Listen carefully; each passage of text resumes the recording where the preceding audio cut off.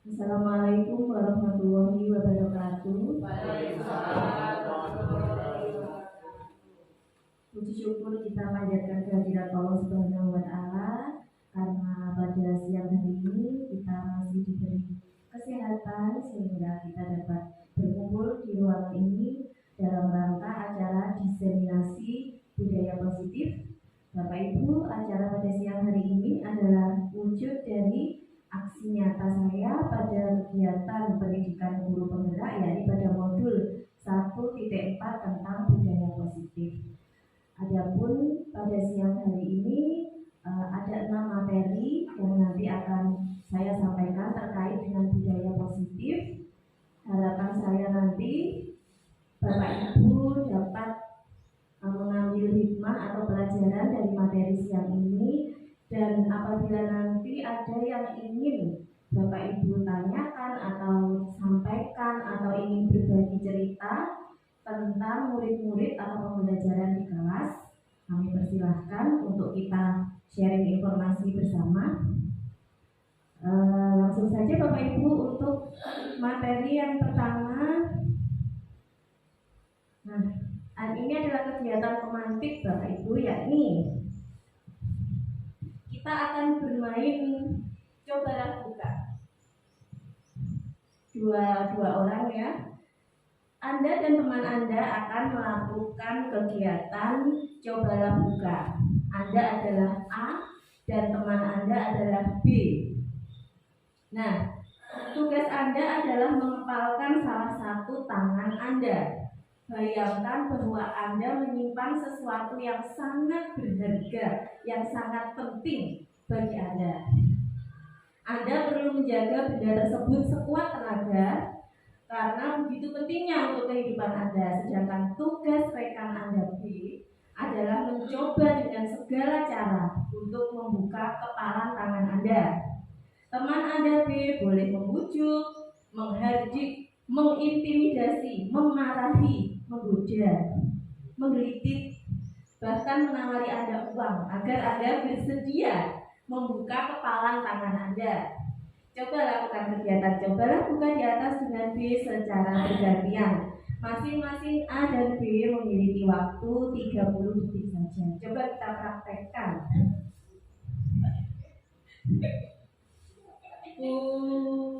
Bu Dela bisa dengan Pak Eko atau dengan Bu Ruti?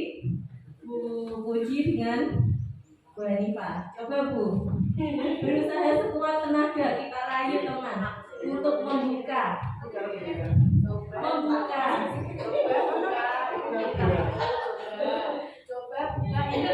itu memang penting bagi hidup Anda harus mempertahankan atau untuk memberikannya kepada teman Anda.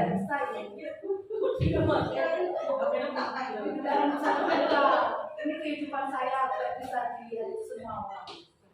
Nah, sekarang kita kebalikannya Bu. Sekarang tadi yang berperan sebagai A berperan sebagai B. Tadi yang berperan sebagai B berperan sebagai A.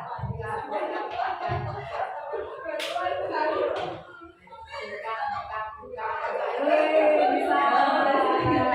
Ya, terima kasih.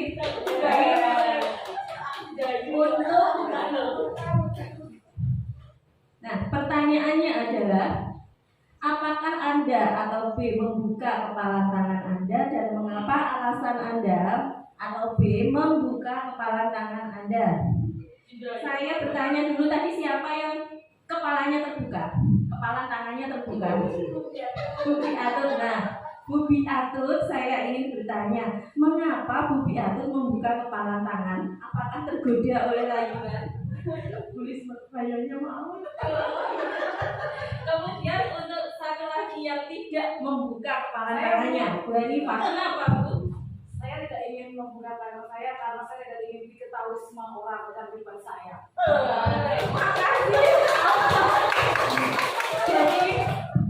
Jadi Bu Hanifah tidak membuka kepala tangannya karena memegang sesuatu yang rahasia yang tidak ingin diketahui oleh orang lain, sampai kapanpun tidak boleh diketahui orang lain. Sedangkan Bu Biatun membuka kepala tangan karena dirayu oleh polisi. Nah, Dalam kegiatan ini kita ke pertanyaan nomor 3.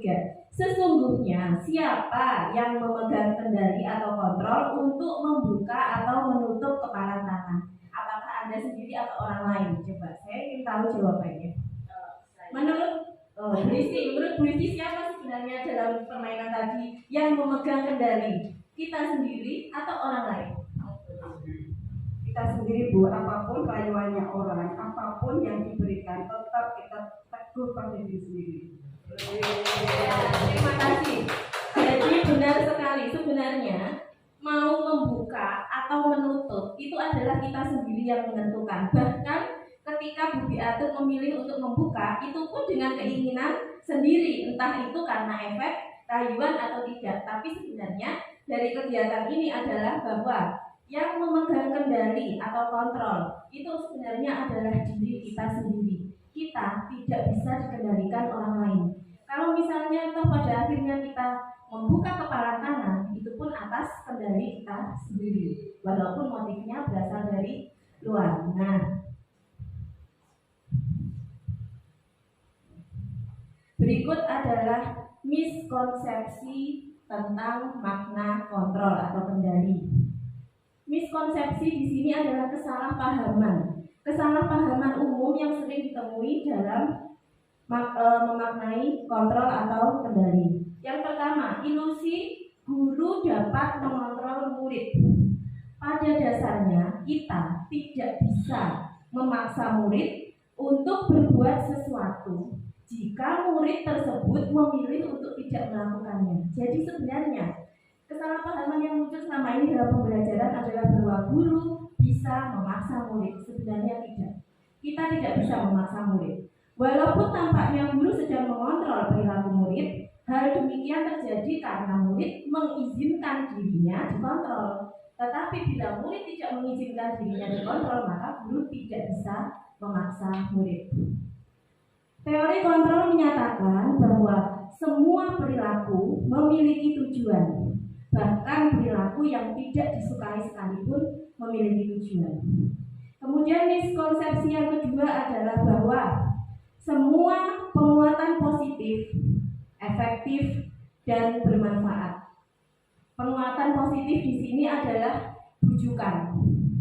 Segala usaha untuk mempengaruhi murid agar mengulangi suatu perilaku tertentu atau usaha untuk mengendalikan murid tersebut.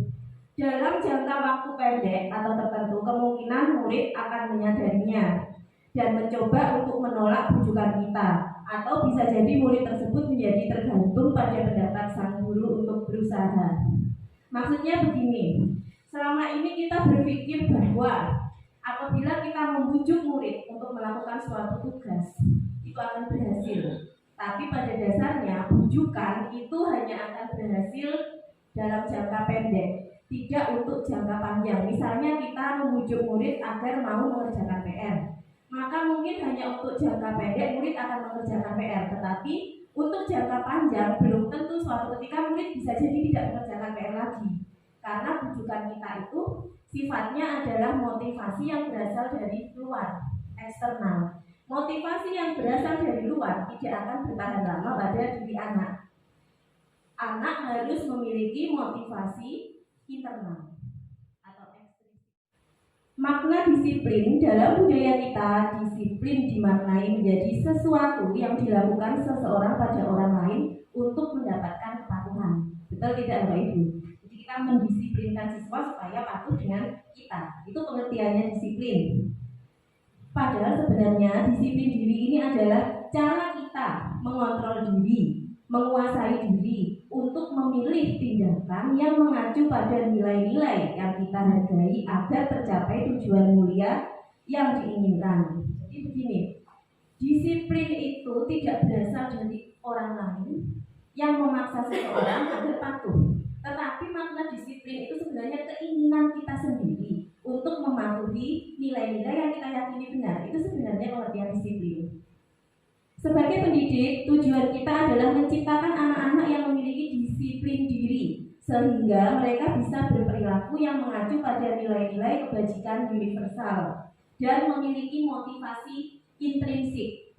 bukan ekstrinsik. Intrinsik, motivasi dari dalam, bukan motivasi dari luar. Tujuan disiplin positif adalah menanamkan motivasi pada murid untuk menjadi orang yang mereka inginkan dan menghargai diri sendiri dengan nilai-nilai yang mereka percaya. Jadi begini, ketika seorang murid itu sudah menanamkan dalam diri mereka tentang nilai-nilai kebaikan yang mereka yakini itu adalah sesuatu yang baik, maka sesungguhnya kita tidak perlu bersusah payah memaksa atau membujuk, karena dalam diri murid sudah ada motivasi intrinsik.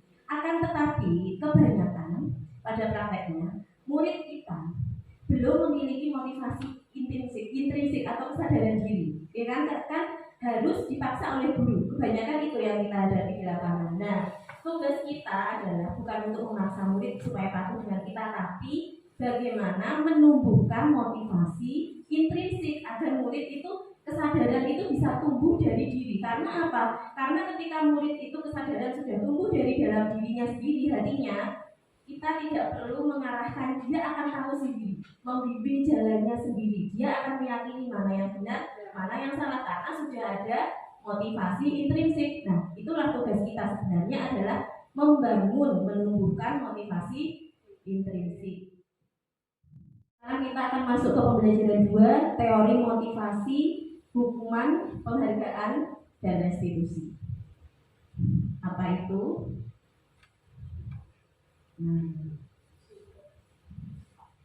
Tiga motivasi perilaku manusia. Sebenarnya manusia berperilaku itu mempunyai tiga motivasi. Motivasi yang paling rendah atau berada di tingkat bawah adalah untuk menghindari ketidaknyamanan atau hukuman. Ketika murid mematuhi aturan dan lain-lain, kebanyakan adalah untuk menghindari hukuman. Bukan hanya murid, tapi juga kita. Mungkin kita dalam kehidupan di masyarakat, kita menghindari melakukan pelanggaran norma karena untuk menghindari hukuman. Kemudian motivasi yang kedua adalah setingkat lebih tinggi untuk mendapatkan imbalan atau penghargaan dari orang lain. Jadi motivasi kedua ini nilainya lebih tinggi daripada motivasi menghindari hukuman. Ini lebih tinggi lagi, motivasinya ingin mendapat penghargaan. Tapi motivasi yang sejati, artinya mereka yang memiliki motivasi intrinsik dari dalam diri, itu dalam berperilaku itu memang mereka menginginkan seperti itu karena mereka menghargai diri sendiri dengan nilai-nilai yang mereka percaya. Contoh, ketika sekolah kita membuat suatu peraturan, maka murid-murid mematuhinya dengan berbagai motivasi. Yang pertama, ada murid yang mematuhinya karena ingin menghindari hukuman. Kemudian ada murid yang mematuhinya karena ingin mendapatkan penghargaan, dipuji. Oh, pinter, patuh. Kemudian ada motivasi yang sebenarnya ingin kita kembangkan, yang ketiga, yakni murid-murid mematuhi peraturan itu karena itu sesuai dengan diri mereka. Memang prinsip mereka untuk tidak terlambat, sudah prinsip mereka untuk selalu mengerjakan PR, sudah prinsip mereka untuk mematuhi, menghormati Bapak Ibu guru dan menyayangi teman-teman. Jadi ini adalah motivasi tertinggi pada diri manusia. Nah, yang ingin kita capai adalah yang ini, Bapak Ibu. Jadi kita di sekolah itu, kita ingin murid-murid kita memiliki motivasi ini, bukan yang pertama maupun yang kedua.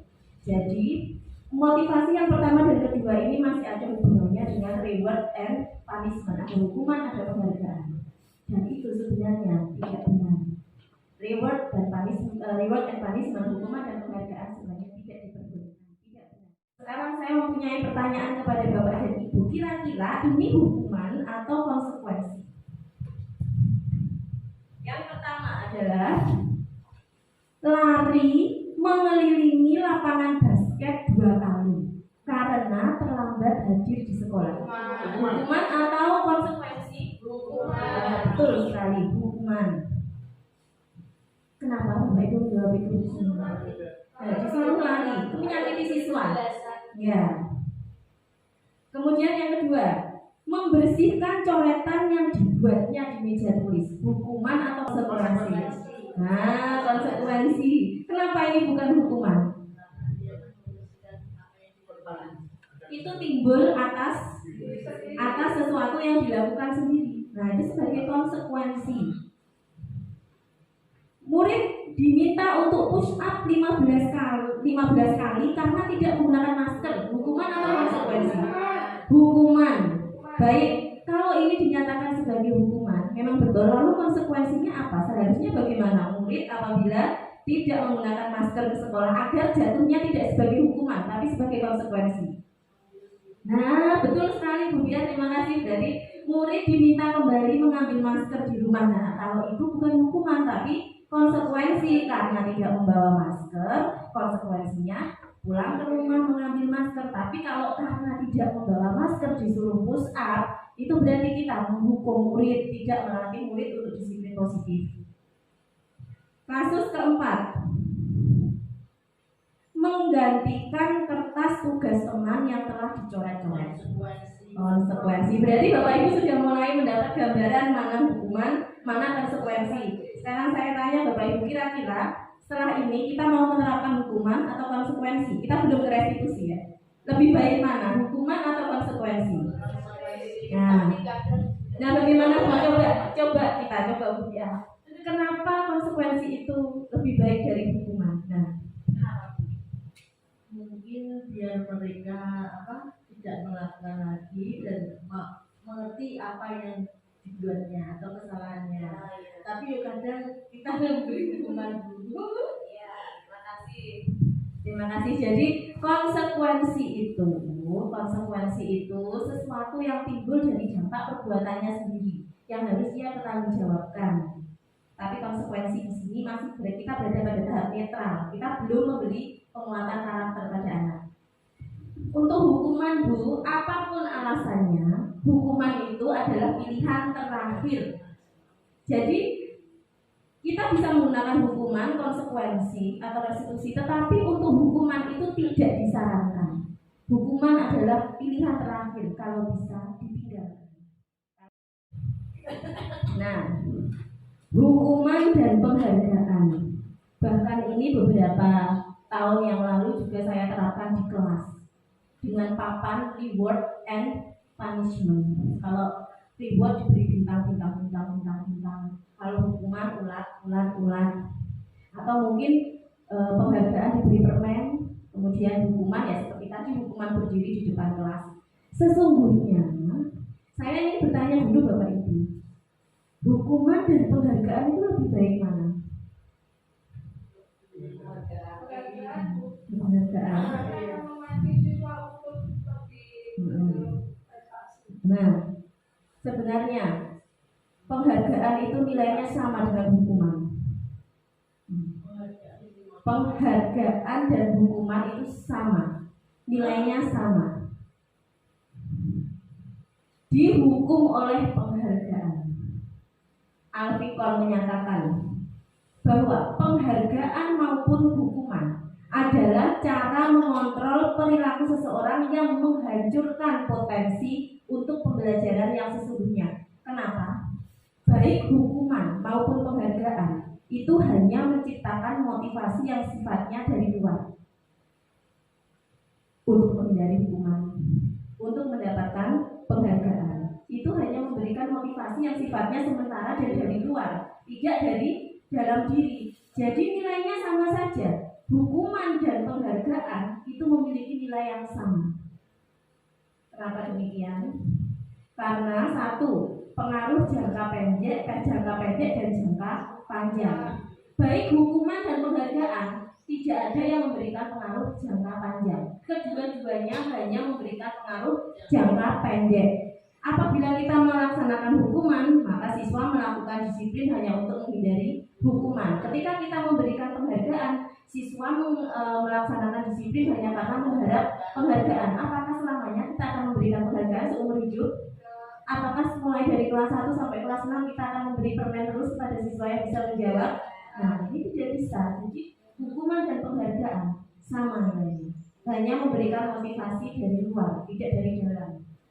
Penghargaan tidak efektif.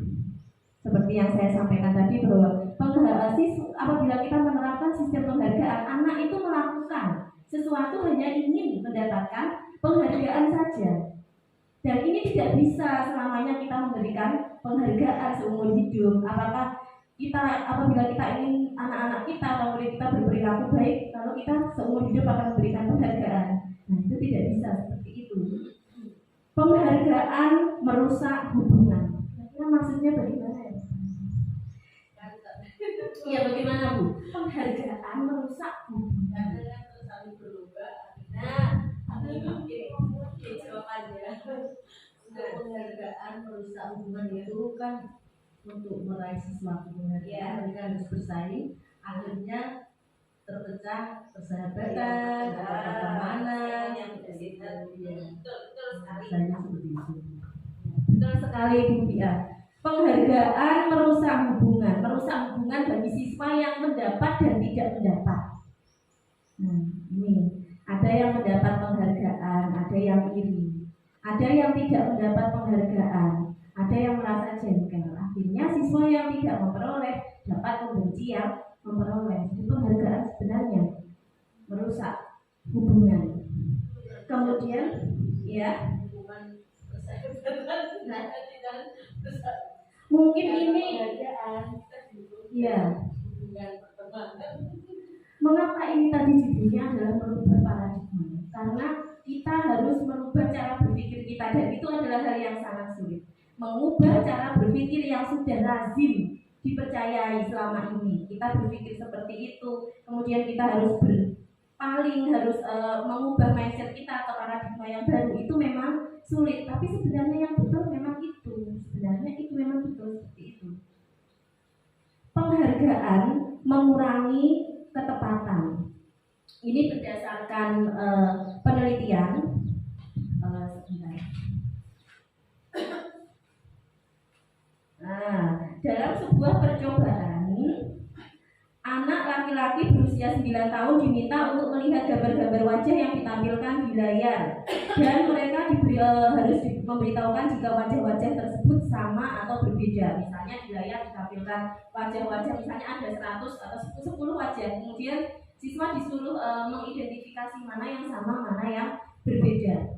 Jika kita tidak memberikan penghargaan di awal, kita tidak usah mengatakan kita akan memberikan penghargaan, siswa itu justru akan mengidentifikasi itu dengan tepat.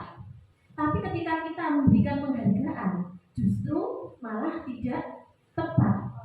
Nah, itu adalah penelitian. Karena apa? Karena sebenarnya anak-anak itu tidak usah diiming-imingi dengan penghargaan. Mereka sudah punya motivasi dari dalam. So, saya harus mengidentifikasi dengan benar tanpa diiming-imingi penghargaan. Sebenarnya itu. Tapi kalau justru kita iming-iming dengan penghargaan, itu jadi tidak fokus. Mereka jadi tidak tepat. Penghargaan menurunkan kualitas. Nah, ini hampir sama dengan pernyataan sebelumnya, ketepatan. Yakni juga hasil penelitian bahwa sekelompok mahasiswa yang sedang praktek di sebuah surat kabar universitas, mereka sedang menuliskan sebuah artikel. Seiring dengan waktu, mahasiswa tersebut semakin mampu bekerja dengan cepat. Kemudian ada beberapa mahasiswa yang dibayar untuk menulis artikel, tapi justru malah mahasiswa yang dibayar ini kinerjanya berhenti berkembang. Tapi untuk mahasiswa yang tidak dibayar untuk menulis artikel, dia semakin berkembang, kinerjanya semakin baik. Itulah dikatakan bahwa sebenarnya penghargaan menurunkan kualitas. Penghargaan mematikan kreativitas. Ini satu hal yang sama. Nomor 4, 5, dan 6 ini sama. Penghargaan mematikan kreativitas. Nah, yang ini Bapak Ibu, penghargaan menghukum. Ini contohnya adalah sistem ranking. Sistem ranking di kelas itu adalah penghargaan. Juara 1 sampai 10 besar. Itu adalah penghargaan yang diberikan kepada siswa-siswa dengan 10 nilai tertinggi. Itu adalah suatu penghargaan. Tapi penghargaan yang menghukum. Sebenarnya yang paling dihukum di sini yang juara 2. Paling merasa dihukum. Karena kurang sedikit dia bisa mencapai 1. Dalam sistem ranking, yang paling merasa dihukum adalah juara 2. Karena kurang sedikit bisa juara 1. Dia yang merasa paling dihukum. Ya, penghargaan menghukum. Karena itu sistem ranking ditiadakan. Mungkin kita akan berpikir, kalau nggak ada sistem ranking, anak-anak nanti tidak termotivasi belajar. Nah, itulah paradigma yang harus kita ubah.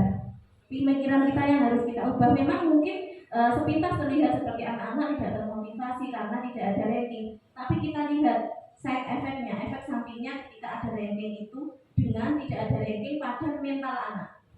pada psikologis anak. Motivasi harus berasal dari dalam diri. Nah, intrinsik ini adalah bahwa hukuman dan penghargaan hanya akan menimbulkan motivasi yang dari luar, hanya bersifat sementara. Sedangkan motivasi itu harusnya agar bisa bertahan dalam jangka waktu lama harus muncul dari dalam diri, bukan dari luar. Nah ini Bu, ini yang harus kita selama ini kita sudah membuat peraturan, tapi bukan keyakinan. Peraturan, kenapa peraturan? Karena kita yang membuat. Kalau keyakinan itu adalah siswa yang membuat. Nah, keyakinan kelas bersifat lebih abstrak dari peraturan. Kalau peraturan itu rinci, konkret, bisa sampai 50. Keyakinan kelas sedikit saja, tidak perlu banyak-banyak, tetapi itu bisa diyakini siswa, bisa dipahami siswa. Keyakinan kelas berupa pernyataan-pernyataan universal. Yang tadi buat ada kebaikan-kebaikan universal itu yang diyakini oleh anak-anak. Pernyataan keyakinan kelas senantiasa dibuat dalam bentuk positif. Tidak boleh menggunakan kata negatif seperti jangan. Tidak boleh. Misalnya, jangan membuang sampah sembarangan. Bisa kita ubah jadi buanglah sampah pada tempatnya. Jadi jangan menggunakan kalimat negatif. Kalau kita sering ikut kelas parenting, itu memang dalam mengasuh anak, itu kita kan tidak boleh menggunakan kata jangan, dilarang. Itu kan tidak boleh. Kalau misalnya anak menangis, jangan menangis. Jangan menggunakan kata negatif, tapi positif. Ayo tersenyum. Jangan menangis, jangan. Ayo tersenyum. Jadi diusahakan menggunakan kalimat yang positif. Jangan menggunakan kata dilarang atau jangan. Anak-anak dilarang rame. Kita ganti saja. Anak-anak dilarang. Jangan menggunakan kata negatif. Keyakinan kelas hendaknya tidak terlalu banyak sehingga mudah diingat dan dipahami oleh semua warga kelas. Tidak perlu banyak-banyak muluk-muluk. Bu, nanti siswa tidak ingat. Ditanya keyakinan kelasnya apa? Banyak Bu, 50 hafal. Ya. Keyakinan kelas sebaiknya sesuatu yang dapat diterapkan di lingkungan tersebut, yang memungkinkan anak-anak melakukan. Kalau jangan membuat keyakinan kelas yang anak-anak tidak bisa. Semua warga kelas hendaknya ikut berkontribusi dalam pembuatan keyakinan kelas lewat kegiatan curah pendapat. Jadi sebelum kita membuat keyakinan kelas, kita diskusi dengan anak-anak. Anak-anak sebelum pembelajaran dimulai, ayo kita buat kesepakatan kelas dulu. Nanti kalau waktu pelajaran kita harus bagaimana? Misalnya ada yang usul, Bu, tidak boleh rame. Oh iya, diganti Bu kata-katanya. Tidak boleh rame, diganti apa Bu? Mendengarkan guru, memperhatikan guru ketika dijelaskan. Nah, kata-katanya anak-anak itu biar membuat keyakinan sendiri. Apabila mereka menggunakan kalimat yang negatif, kita bantu ubah jadi kalimat yang positif. Biarkan siswa menentukan keyakinannya sendiri. Ditulis saja bicaranya, ditulis saja di papan semua. Nanti bisa dipilih lagi. Semua warga kelas hendaknya ikut berkontribusi dalam pembuatan keyakinan kelas lewat kegiatan curah pendapat. Bersedia meninjau kembali keyakinan kelas dari waktu ke waktu. Apakah keyakinan kelas bisa diubah? Bisa. Nah, prosedur pembentukan keyakinan kelas. Saya bacakan lagi karena ini sangat kecil. Mempersilahkan warga sekolah atau murid-murid di sekolah atau kelas untuk bercurah pendapat tentang peraturan yang perlu disepakati di sekolah atau kelas. Mencatat semua masukan murid atau warga sekolah di papan tulis atau di kertas besar. Susunlah keyakinan kelas sesuai prosedur. Gunakanlah gantilah kalimat-kalimat yang berbentuk negatif menjadi positif. Contoh, jangan berlari di kelas atau koridor, menjadi berjalanlah. Jangan berlari berarti jadi berjalan. Berjalanlah di kelas atau koridor. Tinjau kembali curah pendapat yang sudah dicatat. Anda mungkin akan mendapati bahwa pernyataan yang tertulis di sana masih banyak yang berupa peraturan-peraturan. Selanjutnya ajak murid untuk menemukan nilai kebajikan atau keyakinan yang dituju. Contoh, berjalan di kelas, dengarkan guru, datanglah tepat waktu, waktu itu berada di bawah satu payung, yaitu keyakinan untuk saling menghormati atau nilai kebajikan hormat. Jadi begini Bu, peraturan-peraturan yang sifatnya sama itu bisa dileburkan jadi satu. Misalnya datang tepat waktu, mengikuti pelajaran tepat waktu, atau istirahat tepat waktu, itu kan semua intinya satu, tepat waktu. Maka kita bisa mengambil satu saja, tepat waktu dalam segala hal. Tapi nanti untuk prakteknya itu semua dicatat dulu, kalau tidak ada yang mirip bisa kita lebur jadi satu karena sama. Tinjau ulang keyakinan sekolah atau kelas secara bersama-sama. Seharusnya setelah peraturan disatukan itu maka jumlah butir pernyataannya akan berkurang. Sebaiknya keyakinan sekolah atau kelas tidak terlalu banyak, bisa berkisar antara 3 sampai 7 prinsip saja. Bila terlalu banyak, warga kelas akan sulit mengingat, akibatnya sulit untuk dijalankan. Setelah keyakinan kelas selesai dibuat, maka semua warga dipersilahkan meninjau ulang. Bagaimana anak-anak sudah ini kesepakatan yang kita buat, setuju? Setuju Bu, kalau setuju kita tanda tangan, semua tanda tangan. Jadi nanti kita membuat kertas besar peraturan kelas, kemudian anak-anak yang sudah sepakat tanda tangan. Berarti ini seperti deklarasi kelas yang buat anak-anak sendiri. Kalau anak-anak sendiri yang membuat, itu untuk melaksanakannya mereka tidak terpaksa Pak, karena mereka sendiri yang membuat. Tapi kalau kita yang membuat, mereka terpaksa melakukannya, itu melihatnya sebagai peraturan. Kalau seperti ini namanya keyakinan yang mereka yakini sendiri. Keyakinan sekolah atau kelas bisa dilekatkan di dinding kelas yang mudah dilihat oleh semua siswa. Nah ini contohnya, misalnya ini contoh keyakinan kelas 1, kelas 5, kelas 7. Misalnya setiap anggota kelas perlu belajar. Setiap anggota kelas perlu senang. Senang kok keyakinan. Ya apa-apa, anak-anak boleh senang ya Bu. Kalau anak-anak merasa belajar harus dengan bersenang-senang Bu. Itu tulis keyakinan kelas. Belajar dengan bersenang-senang. Tidak apa-apa, memang keinginan mereka seperti itu. Berarti kita harus membelajarkan mereka dengan cara yang menyenangkan. Keinginan mereka seperti itu Bu, ingin belajar dengan senang. Setiap anggota kelas perlu melakukan tugas. Setiap anggota kelas perlu saling menghargai. Setiap anggota kelas perlu merasa aman. Merasa aman ini nanti bisa luas. Misalnya tidak mencubit temannya. Bu tidak boleh mencubit teman. Bu tidak boleh ganggu teman yang sudah baca. Nah itu berarti bisa dijadikan satu. Merasa aman. Kita buat kata-kata yang mudah diingat anak. Kemudian ini untuk kelas yang lebih tinggi, misalnya kelas 5, 4, 5, 6. Nah, menjadi diri terbaik ini kan levelnya lebih tinggi lagi ya Pak Bu. Levelnya keyakinan kelasnya lebih tinggi lagi. Nah ini ada kata-kata berkomitmen terhadap tugas. Kalau di kelas rendah tadi setiap anggota kelas perlu melakukan tugas. Kalau di kelas ini berkomitmen terhadap tugas. Nah, lebih tinggi lagi, lebih berkomitmen. Senantiasa membantu ini bisa dalam banyak hal. Kemudian ini menghormati orang lain serta barang miliknya, bukunya, pensilnya, tasnya, sepatunya. Nah, ini untuk keyakinan kelas 7, ini untuk yang sudah lebih tinggi lagi yang di SMP. Nah, ini sudah bentuk deklarasi. Kami meyakini. Nah, ini karena yang membuat sudah anak-anak tingkatnya sudah SMP, SMA. Kami meyakini bahwa sangat penting untuk menghormati semua orang dan barang milik orang lain. Kami meyakini bahwa sangat penting untuk mengerjakan segala pekerjaan atau mengikuti kegiatan yang telah ditugaskan. Berarti setelah ini Pak Bu, mari kita buat keyakinan kelas dan ditempel di kelas masing-masing. Tapi perlu diingat itu yang membuat siswa. Bapak dan Ibu hanya memfasilitasi, membenarkan susunan redaksi kalimatnya. Nah, kebutuhan dasar manusia dan dunia yang berkualitas. Ini sebelum kita masuk ke materi kebutuhan dasar manusia, ini ada sebuah pertanyaan dulu. Jadi ini ada kasus Ibu Ambar, guru wali kelas 2A di SD Pelita Hati, sedang bingung menghadapi ulah salah satu murid di kelasnya, Doni. Beberapa anak di kelas 2A telah datang padanya dan mengeluhkan Doni yang seringkali meminta bekal makan siang mereka dengan paksa. Jika Anda menghadapi situasi seperti Ibu Ambar, jadi ada Doni ini suka mengambil bekal temannya Bu, apa yang akan Anda lakukan?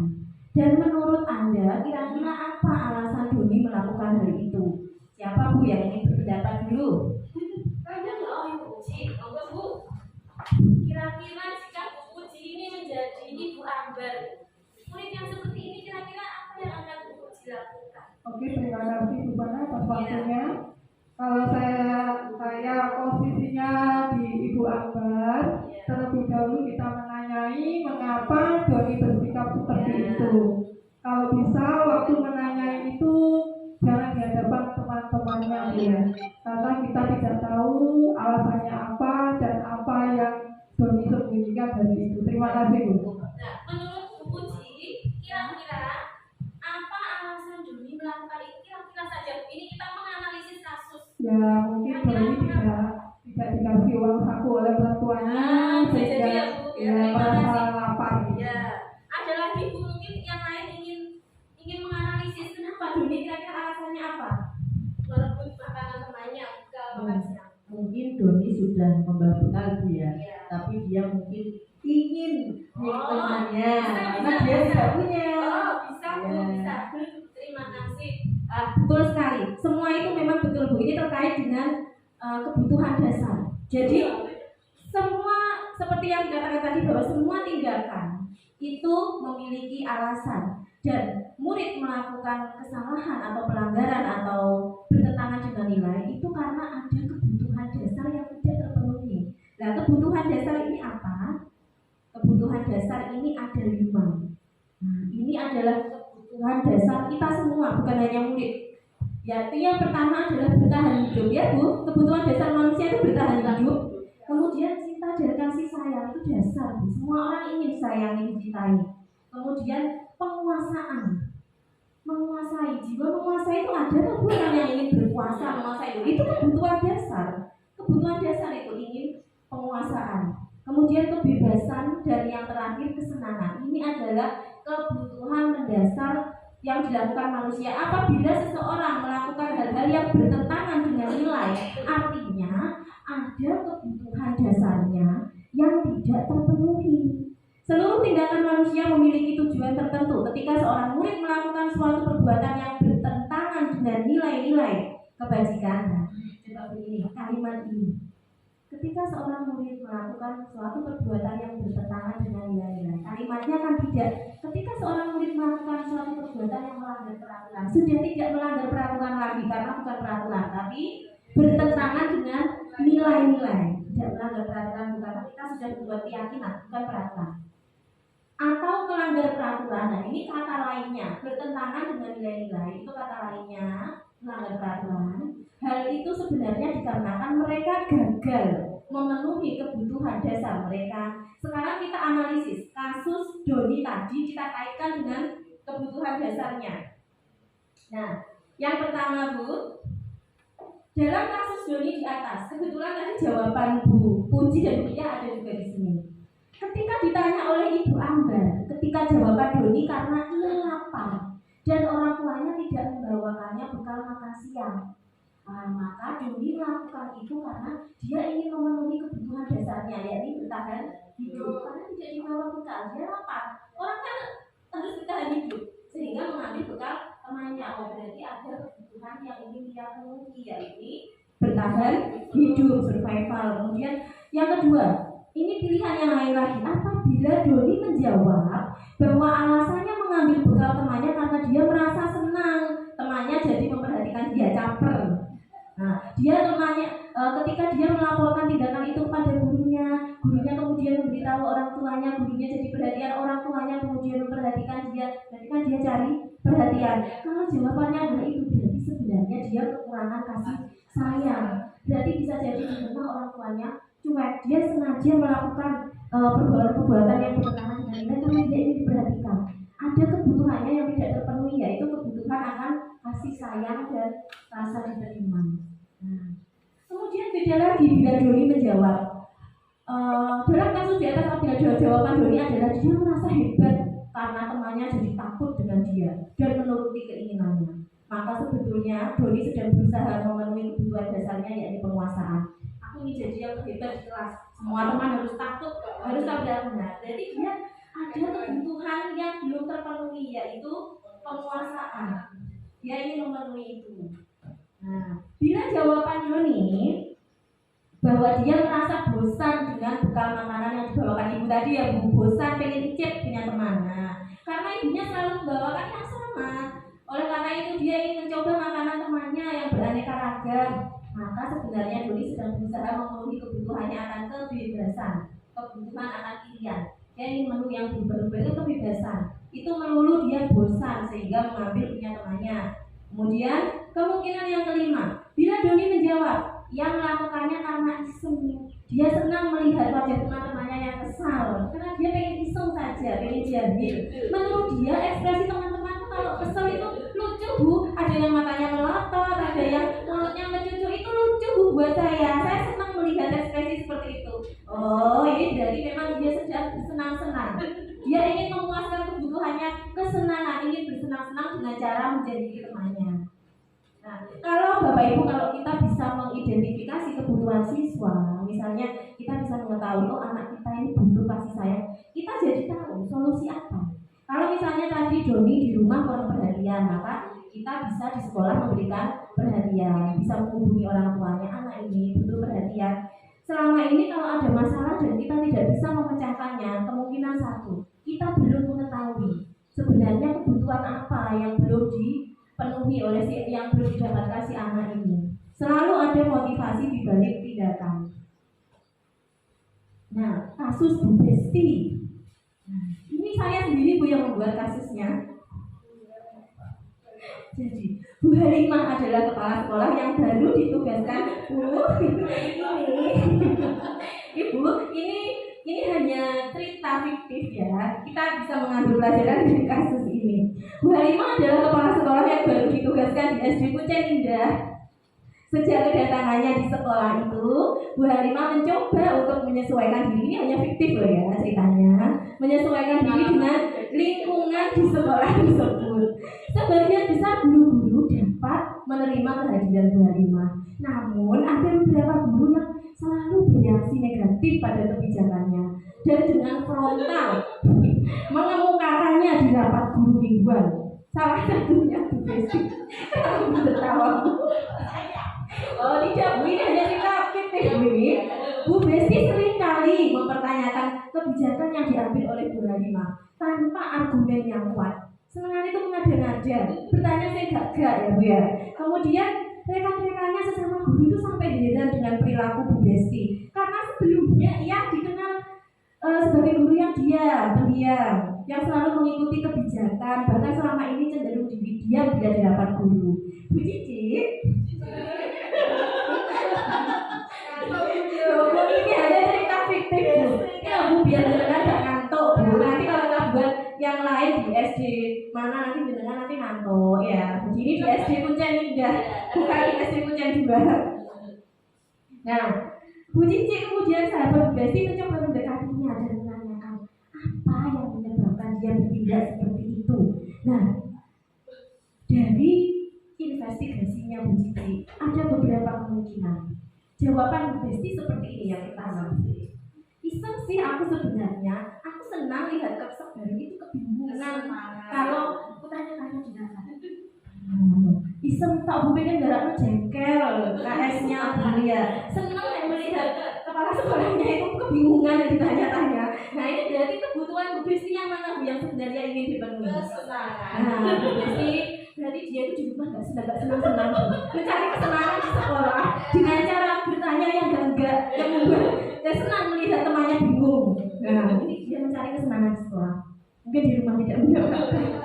Kemudian yang kedua adalah ya biar dia kenal sama aku ingin nantinya bisa dekat dan kerja dari sama dia. Kayaknya orangnya baik sih, jadi dia caper ya Bu ini. Kasih sayang, kok dia ini sedikit pengen dekat di kepala sekolah. Caranya ngomong caper, gitu ya Bu. Bu Besti ini motif yang kedua. Kemudian yang ketiga, saya sebenarnya gak paham beliau bicara apa tadi. Makanya saya tanya-tanya saja. Daripada saya kelihatan tidak paham, masa aku yang sudah guru senior kelihatan tidak paham? Malu dong. Nah, orang yang dia itu bertanya hanya untuk melihat supaya dibilang gak apa biar tidak dianggap nggak bisa, dia tidak mau dianggap seperti itu.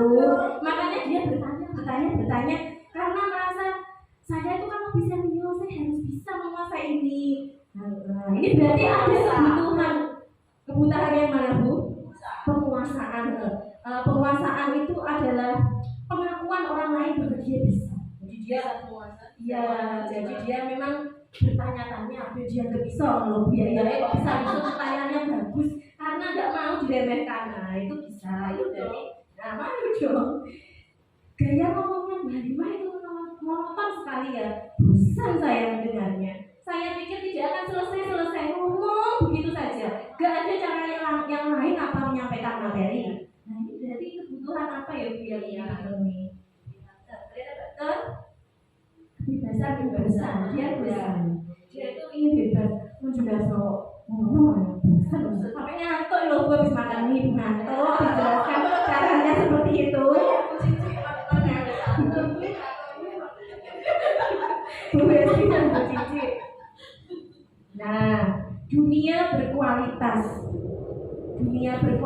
itu adalah suatu tempat di pikiran ya Bu, tidak di alam nyata.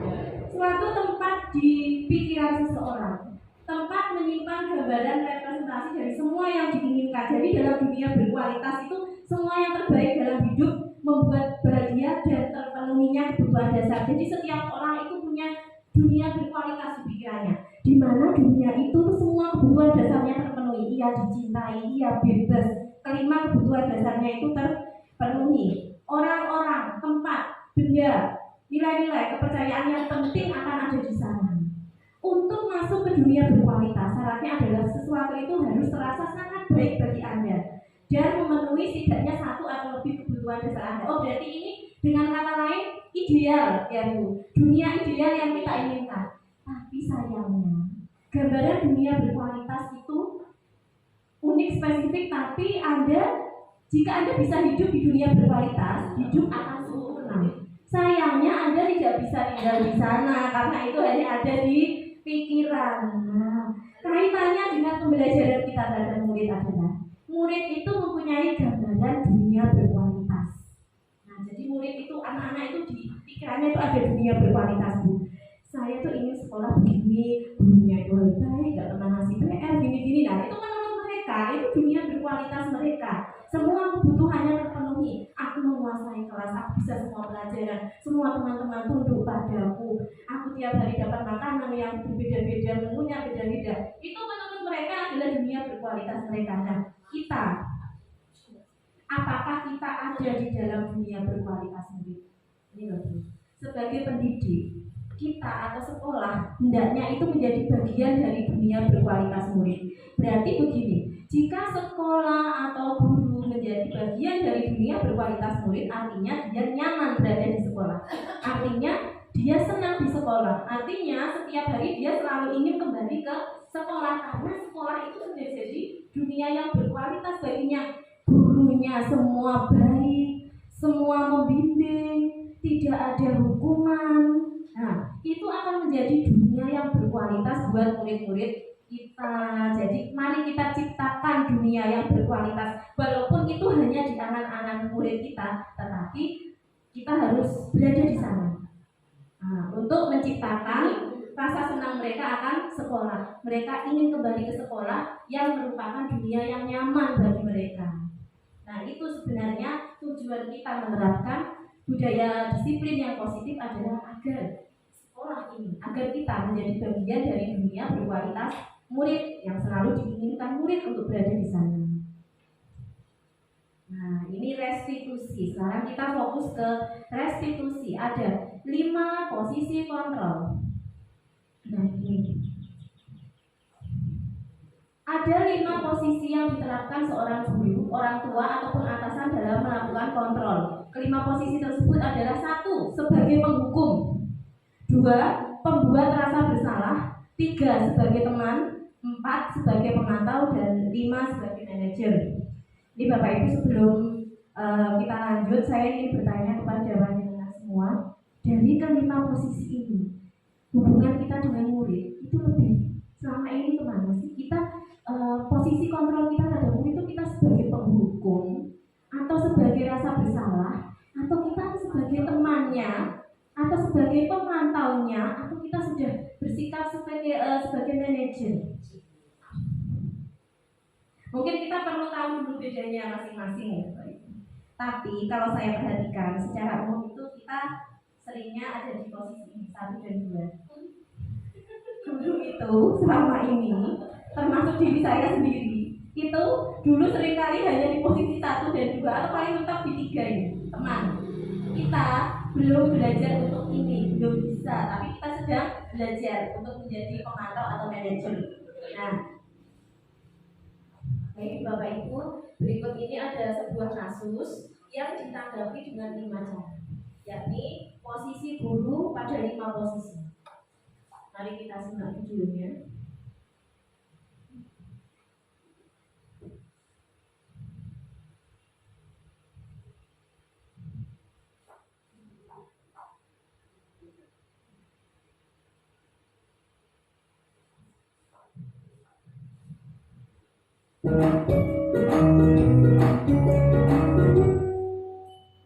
Salam bahagia Ibu dan Bapak guru hebat.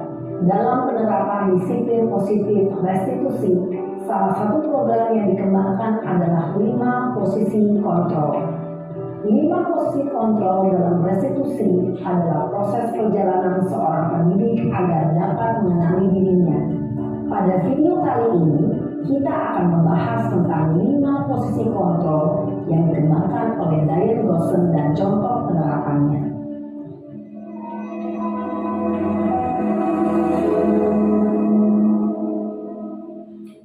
5 posisi kontrol itu adalah 1. Posisi penghukum, 2. Posisi pembuat merasa bersalah, 3. Posisi teman, 4. Posisi pemantau atau monitor, dan 5. Posisi manajer. Untuk lebih memahami kelima posisi tersebut, mari kita saksikan kasus Naren yang terlambat hadir 20 menit di sekolah dan melihat bagaimana kelima posisi kontrol dalam menghadapi masalah tersebut. Ini posisi guru sebagai penghukum yang menghukum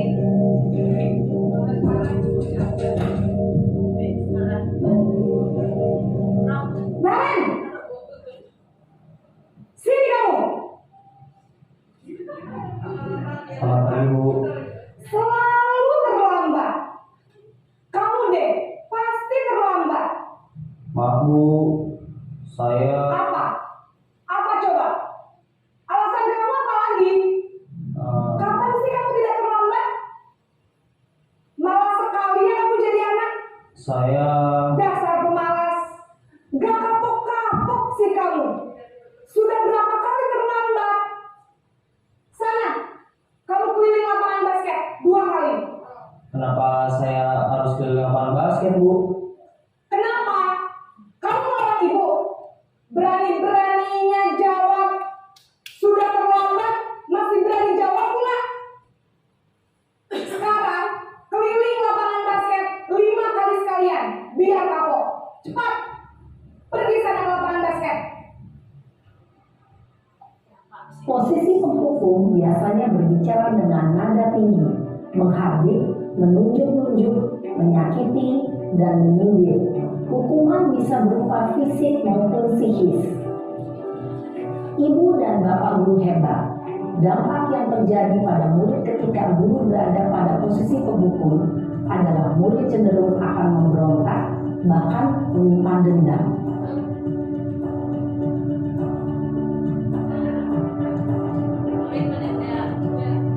Itu efeknya.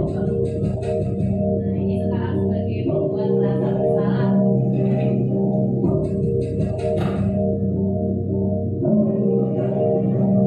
Naren!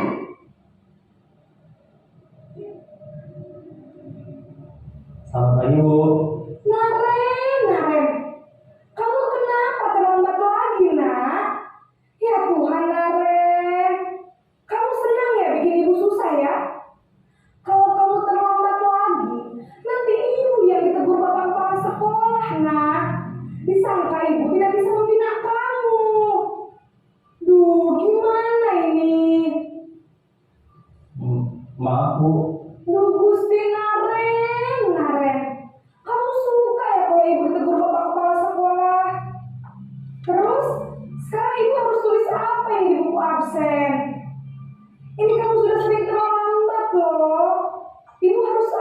coba? Maaf Bu, maaf sekali. Ya sudah, lain kali jangan bikin ibu susah lagi ya nak ya. Ibu tidak akan kuat lagi kalau kamu begini terus. Bisa jantungan kalau ibu ditegur bapak kepala sekolah. Sana cepat kelas. Maaf ya Bu, maaf sekali. Maaf sekali, murid menjadi sangat merasa Posisi pembuat rasa bersalah berbicara dengan nada tenang, cenderung lembut.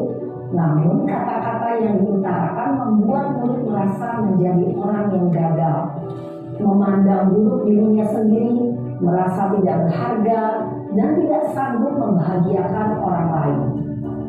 Ketika guru mengambil posisi pembuat rasa bersalah, murid akan menganggap dirinya yang bersalah dan ia akan menyimpan emosi negatif tersebut di dalam dirinya.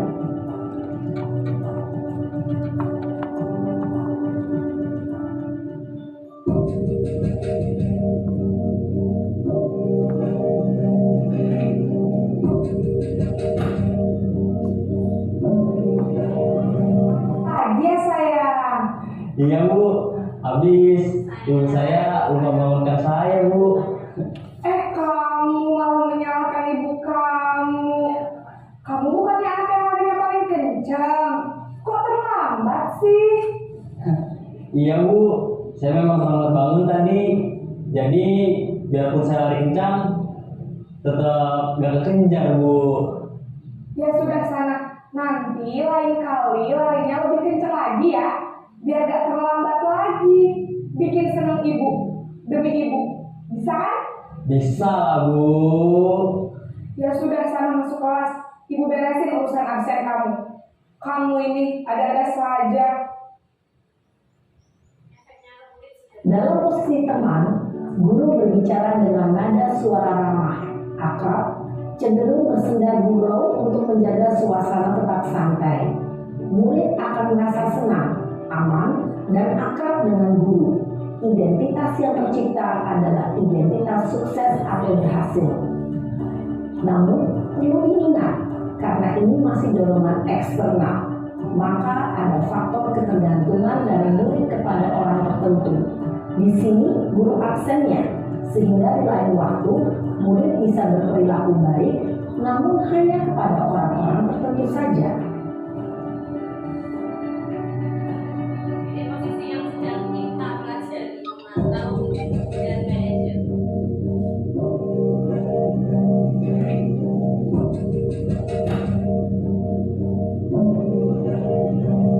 Naren!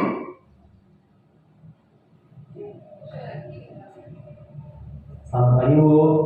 Naren, apa peraturan sekolah kita tentang jam berapa kita harus masuk sekolah, nak? Kita harus di sekolah jam 7 Bu. Iya betul, sekarang sudah jam 7.20. Naren sudah tahu konsekuensinya jika terlambat hadir. Paham Bu, saya harus tinggal kelas pas jam istirahat selama 20 menit. Iya benar, konsekuensinya demikian.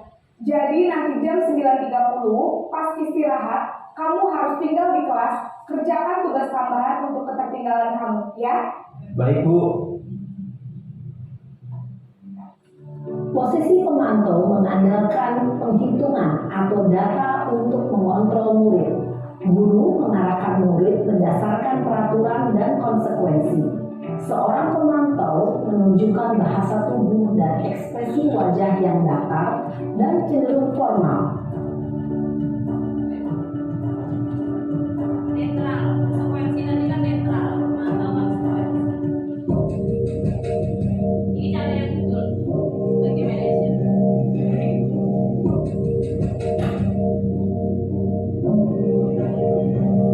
Naren!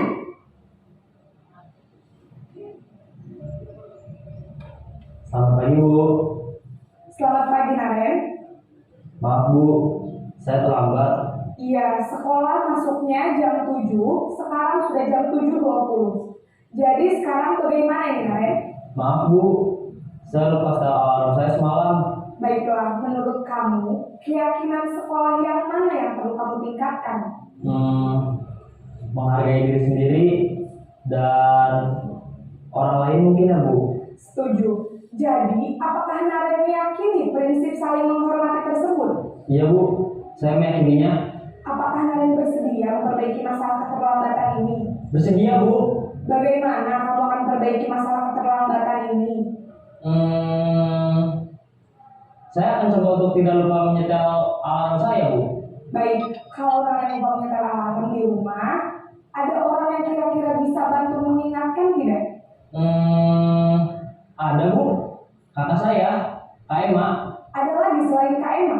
Selain Kak Emma, ada ibu saya. Baik, jadi yang mengingatkan Naren adalah Kak Emma dan ibu kamu ya? Kira-kira akan mulai set alarm kapan nih Naren? Setelah pulang sekolah, akan segera saya lakukan.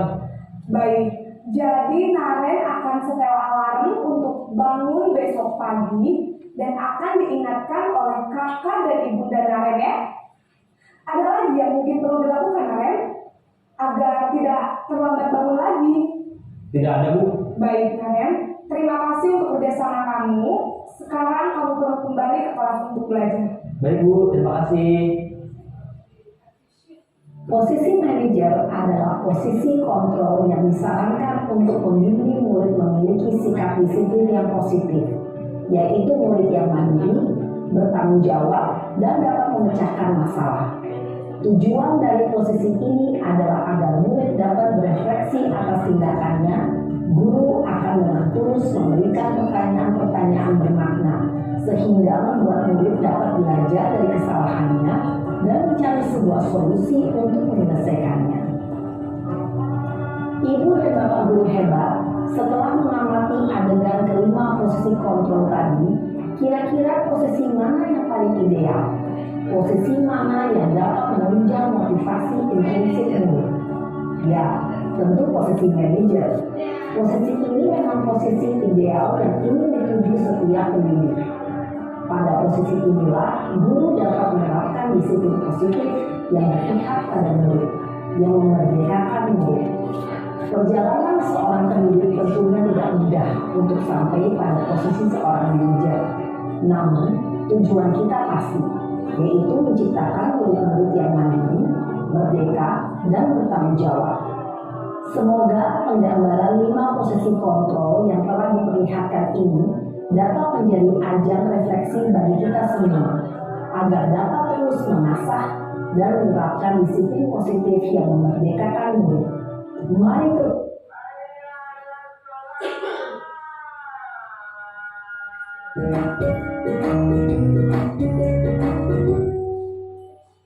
Salam bahagia Ibu dan Bapak guru hebat.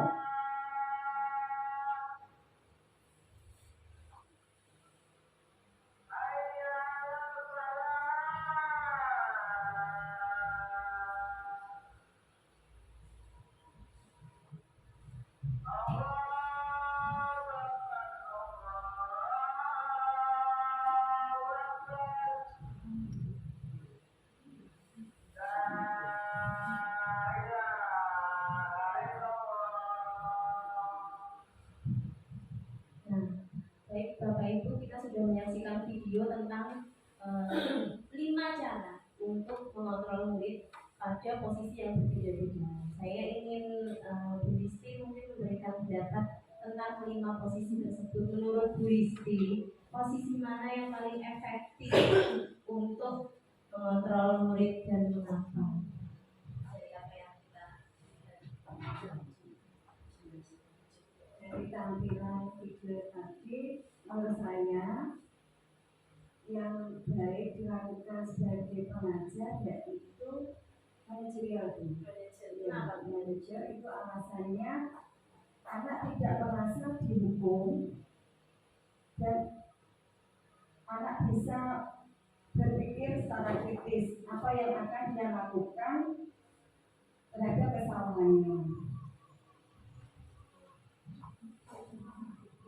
Terima kasih Bu Listi. Jadi memang pada posisi manajer itu guru membantu siswa untuk bertanggung jawab dan membimbing siswa menemukan sendiri solusinya. Jadi bukan guru yang memberikan solusi, tapi guru hanya memberikan arahan melalui pertanyaan-pertanyaan. Apa yang akan kamu lakukan? Bagaimana jika ini gagal? Bagaimana jika nanti ini tidak ada yang membangunkan kamu?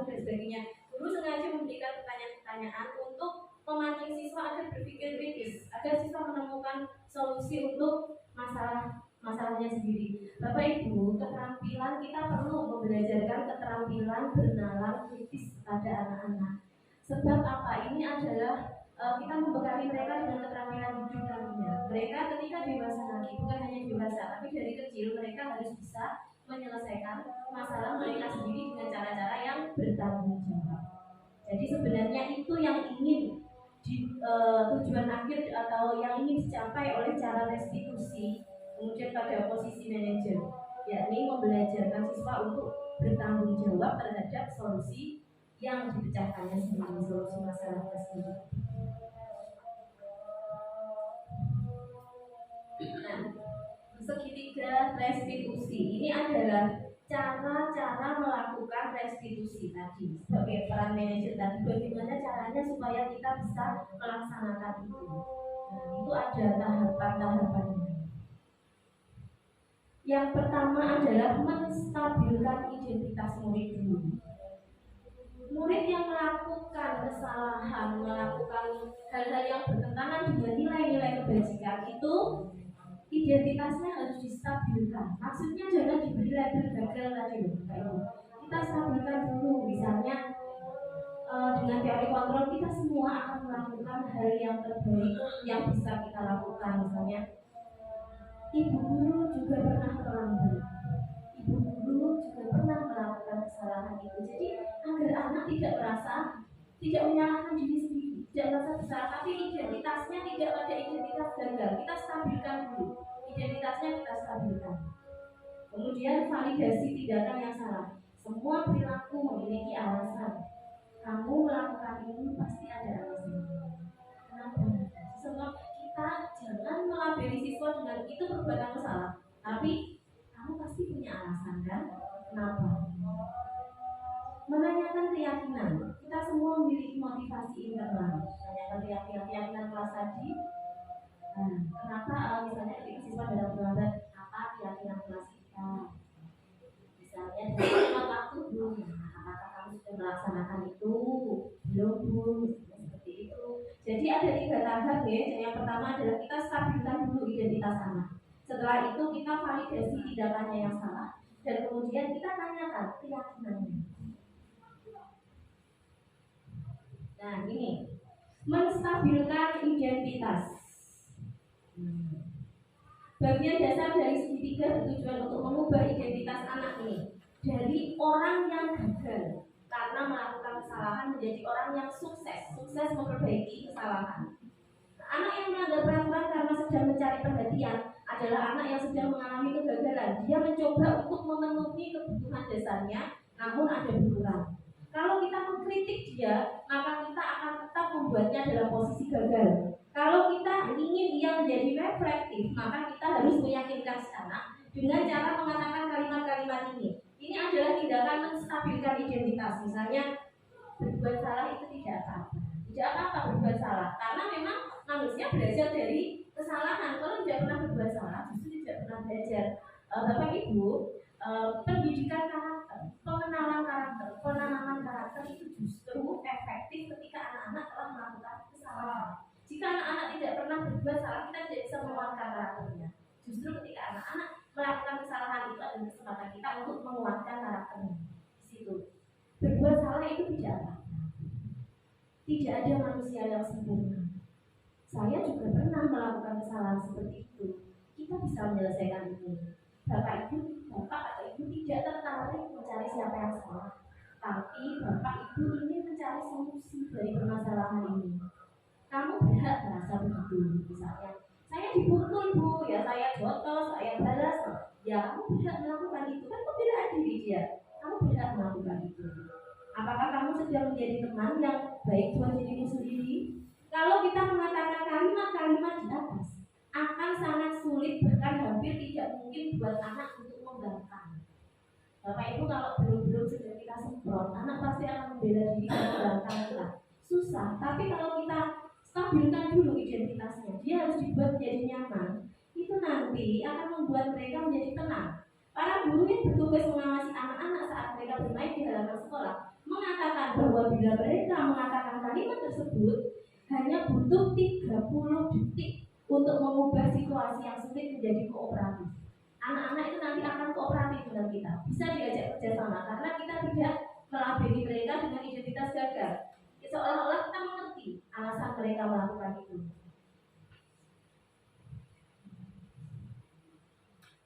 Kemudian yang kedua adalah validasi tindakan yang salah. Tindakan yang salah itu divalidasi dulu. Setiap tindakan kita dilakukan dengan suatu tujuan, yaitu memenuhi kebutuhan dasar. Kalau kita memahami kebutuhan dasar apa yang mendasari sebuah tindakan, maka kita bisa menemukan cara paling efektif untuk penyelesaiannya. Menurut teori kontrol, semua tindakan manusia, baik atau buruk, memiliki maksud atau tujuan. Seorang guru yang memahami teori ini pasti akan mengubah pandangannya. Jadi pandangan kita tadi yang dari sini Bapak Ibu, stimulus respon, pandangan kita pada umumnya akan berubah ke cara berpikir proaktif yang mengenali tujuan dari setiap tindakan. Kita mungkin tidak suka sikap seorang anak yang terus-menerus rewel, menangis, merengek. Akan tetapi bila sikap itu mendapat perhatian kita, maka anak itu akan menjadi tenang karena merasa kebutuhannya telah terpenuhi. Kalau anak-anak kita menangis di rumah rewel, biarkan, jangan dimarahi. Ketika anak menangis rewel itu ngerti saja maunya apa. Kita lihat ini, nah itu dia menangis rewel karena dia ada kebutuhannya yang ingin dipenuhi. Ketika kita mengerti perasaannya, maka mereka akan merasa, oh orang tuaku mengerti yang aku mau. Itu nanti akan mengubah situasi hati anak. Jadi lebih kooperatif, enak diajak kerjasama, tidak tantrum. Kemudian walaupun tindakan mereka salah, kita validasi saja. Padahal misalnya kamu apa kan pernah ngomong saya jotos Pak misalnya. Oh iya, padahal mungkin kamu bisa ya melakukan yang lebih buruk dari jotos. Iya Pak, saya mungkin bisa lebih dari itu jotos. Ya mungkin akan semakin seperti dibonggong ya Bu. Tapi sebenarnya itu untuk memvalidasi saja. Kamu pasti punya alasan mengapa melakukan itu. Ya, kamu patut bangga pada dirimu sendiri karena kamu telah melindungi sesuatu yang penting buatmu. Kamu boleh bersikap seperti itu. Tapi tolong kamu harus bersikap juga seperti ini. Misalnya ketika anak melakukan kesalahan, kita benarkan dulu tujuannya. Kamu boleh bersikap seperti itu, tapi kamu juga harus bersikap seperti ini. Nah, seperti itu. Biasanya guru menyuruh anak-anak untuk membuktikan sikap yang tidak baik. Tapi teori kontrol menyatakan resep itu tidak manjur. Kalau kita menyuruh murid untuk berbuat baik, tidak akan manjur. Itu teorinya mengatakan seperti itu. Mungkin tindakan guru dengan memvalidasi sikap yang tidak baik itu seperti bertentangan dengan aturan umum. Nah, malah divalidasi, seperti salah kan gitu biar masyarakat umum kan tidak mengerti teori ini. Seperti ini tidak mengerti. Namun sebetulnya tujuannya untuk menunjukkan bahwa guru memahami alasan dibalik tindakan murid. Ini sebenarnya untuk memenangkan hati murid. Jadi kita stabilkan identitasnya, kita validasi dulu tindakannya, misalnya jangan disalahkan. Itu nanti akan membuat dia merasa dihargai, sehingga dia lebih kooperatif. Kemudian kita tanyakan dulu keyakinan. Teori kontrol menyatakan bahwa kita pada dasarnya termotivasi secara internal. Ketika identitas sukses telah dicapai, langkah satu tadi yang stabilitas itu lebih menstabilkan identitas itu nanti membuat siswa kalau tidak merasa gagal tapi sukses. Dan tingkah laku yang salah telah divalidasi, langkah dua, maka anak-anak akan siap untuk dihubungkan dengan nilai-nilai yang dia percaya dan berpindah menjadi orang yang dia inginkan. Pertanyaan-pertanyaan bahwa ini menghubungkan keyakinan anak dengan keyakinan kelas atau keyakinan keluarga. Apa yang kita percaya sebagai kelas atau keluarga? Apa nilai-nilai umum yang sudah kita sepakati? Apa bayangan kita tentang kelas yang ideal? Kamu mau jadi orang yang seperti apa? Misalnya anak-anak yang melakukan kesalahan, kamu ini jadi orang yang seperti apa sih nanti? Ini jadi orang sukses. Orang sukses itu seperti apa? Ya begitu. Nah, apakah kalau orang yang sukses itu berkelahi dengan temannya? Kita ajak diskusi, biarkan dia berdialog dengan hatinya sendiri. Nah, seperti itu. Penting untuk menanyakan ke anak, kehidupan seperti apa nantinya yang mereka inginkan. Apakah kamu menjadi orang yang sukses, bertanggung jawab, atau bisa dipercaya? Kebanyakan anak akan mengatakan iya, tapi mereka tidak tahu bagaimana caranya menjadi orang seperti itu. Guru dapat membantu dengan bertanya, seperti apa jika mereka menjadi orang seperti itu. Ketika anak sudah mendapat gambaran yang jelas tentang orang seperti apa yang mereka inginkan, Nah, guru dapat membantu anak-anak tetap fokus pada gambaran tersebut. Artinya, ketika anak-anak ditanyai orang yang sukses, kamu ingin jadi orang sukses, iya bu. Orang yang sukses itu seperti apa? Anak-anak mungkin akan bingung. Biarkan mereka berpikir. Nah, setelah mereka mendapatkan gambaran, oh orang yang sukses itu yang begini, bu, yang begini. Nah, kita kuatkan. Kalau pemikirannya benar, biarkan dia pada pemikiran itu. Kita kuatkan. Keyakinannya kita kuatkan.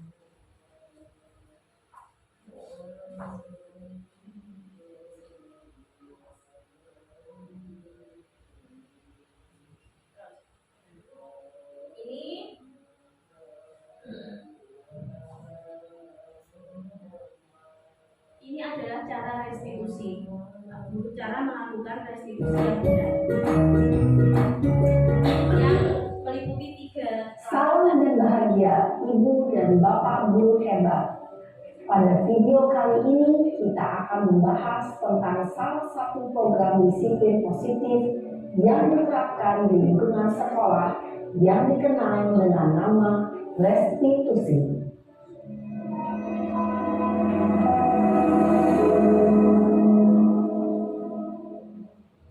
Restitusi dikembangkan oleh pakar pendidikan Diane Lawson berlandaskan pada teori kontrol Dr. William Blaser.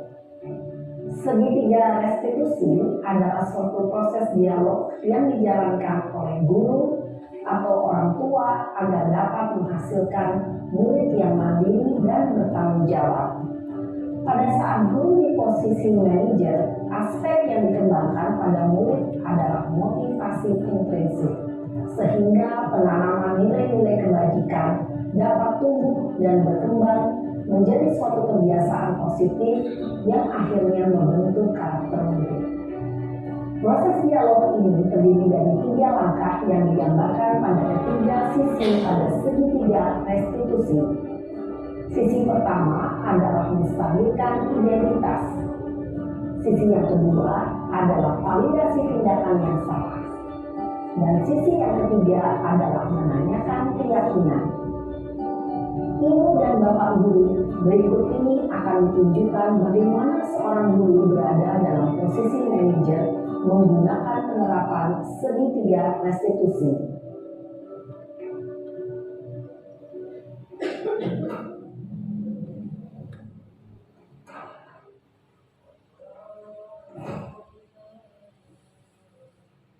Siang Sarah. Siang Pak. Sudah lama nggak ketemu Sarah? Kenapa hari ini ada di sini? Kesel Pak, kesel banget. Masa aku dikatain tukang fitnah Pak? Ya aku marah lah. Aku balik katain Eka di depan kelas. Kesel banget. Oh begitu. Ya pasti kamu marah dan kesal. Bapak juga akan marah apabila ada yang menuduh Bapak seperti itu. Kemudian pada saat itu kamu mau melakukan apa? Ya saya langsung ngatain Eka lah Pak. Kesel banget. Saya bentak-bentak dia depan teman-teman lain. Oh begitu. Pasti kamu melakukan seperti itu karena suatu alasan tertentu bukan? Iyalah, masa saya diam saja Pak? Ya saya bela diri lah. Masa saya dituduh tukang fitnah? Ya wajar lah. Mempertahankan harga diri itu sesuatu yang penting buat kamu. Untung kamu tidak bertindak lebih gegabah lagi. Hanya membentak-bentak. Iya Pak. Untung saya masih bersabar dan hanya membentak saja. Sudah gemes padahal, saya pasti bela diri lah. Ya pasti ya. Tapi kamu memilih untuk tetap bertahan dan bersabar. Kamu memilih untuk tidak berbuat lebih parah lagi bukan? Iya. Nah, sekarang coba kita lihat lagi tindakan kamu yang bentak-bentak Eka di kelas. Tindakan kamu itu kira-kira sesuai dengan keyakinan kelas atau prinsip kamu tidak? Enggak lah Pak. Capek Pak jadi pemarah. Jadi keyakinan atau prinsip mana yang kurang sesuai dengan keinginan kamu? Ya, saya sebenarnya sangat menghargai orang lain. Mungkin saat itu saya menjadi emosi, jadi tidak menunjukkan sikap itu. Kamu meyakini tidak? Menghargai orang lain itu penting buat kamu.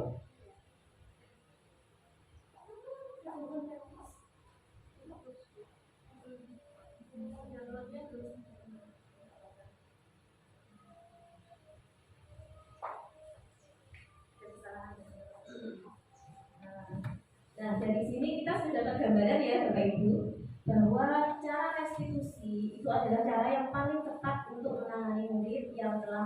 sesuatu yang berkenaan dengan nilai-nilai kebajikan yang berlaku. Jadi walaupun murid melakukan kesalahan, kita tidak boleh dengan mudah melabelkan identitas gagal. Kita cara pertama yang harus kita lakukan adalah menstabilkan identitasnya dulu. Kemudian kita lihat tadi juga memvalidasi tindakannya dulu. Guru tidak terkesan menyalahkan, tapi mencoba mengerti perasaan murid. Ketika perasaan murid dimengerti, maka murid juga akan jadi patuh pada kita, kolaboratif, bekerja sama dengan kita karena dia merasa tidak disalahkan, merasa bahwa gurunya mengerti tujuan dia melakukan itu, dan dengan begitu dia akan lebih mudah diarahkan. Coba bayangkan seandainya kita langsung memarahinya, murid mungkin malah tidak bisa diajak kerjasama, tidak bisa kooperatif. Ini adalah restitusi adalah cara tertinggi dari 5 posisi kontrol. Restitusi ini mendapat posisi yang paling tinggi dan yang paling disarankan, direkomendasikan, dan kita semua mungkin belum bisa melakukan ini, tapi kita semua bersedia belajar untuk itu ya Bapak Ibu. Nah, baik, demikian materi untuk hari ini. Mungkin ada yang ingin ditanyakan atau mungkin Bapak Ibu ingin memberi umpan balik atau saran atau apapun. Mungkin ada yang ingin memberikan umpan balik Bapak Ibu. Oh iya, silakan. Ya, untuk kelas bawah itu kadang restitusi belum bisa diterapkan waktu saya. Soalnya anak kan belum bisa mencari Kalau secara kritisnya kalau tidak kritisnya tidak dipahami dulu dengan cara teman atau cara yang mungkin lebih teman ya, seperti teman itu. terima kasih. Baik, jadi menurut Bu Dita ini untuk cara restitusi karena itu sudah menggunakan kemampuan benar kritis, berpikir tingkat tinggi, dan murid harus sudah bisa mengambil keputusan yang bertanggung jawab, maka penerapannya untuk kelas rendah mungkin akan lebih sulit daripada kelas tinggi. Nah, memang sebenarnya itu kan ada 5 posisi, dan kita bisa menggunakan posisi itu disesuaikan dengan kebutuhan. Akan tetapi posisi penghukum adalah yang tidak disarankan. Jadi memang ada 5 posisi yang bisa kita gunakan: penghukum, pembuat merasa bersalah, teman, pemantau, atau manajer. Tetapi dari 5 posisi itu tidak disarankan adalah posisi penghukum dan sebaiknya ditinggalkan. Mungkin kita bisa menggunakan posisi yang lain disesuaikan dengan kebutuhan, akan tetapi alangkah baiknya apabila kita bisa berada pada posisi pemantau atau manajer. Demikian untuk materi kita hari ini. Bapak Ibu, terima kasih banyak yang telah meluangkan waktunya hingga sore hari untuk mengikuti diseminasi ini. Saya pribadi mengucapkan terima kasih yang sebesar-besarnya, dan apabila ada kata-kata atau perbuatan yang kurang berkenan, saya mohon maaf yang sebesar-besarnya. Akhir kata, wassalamualaikum warahmatullahi wabarakatuh.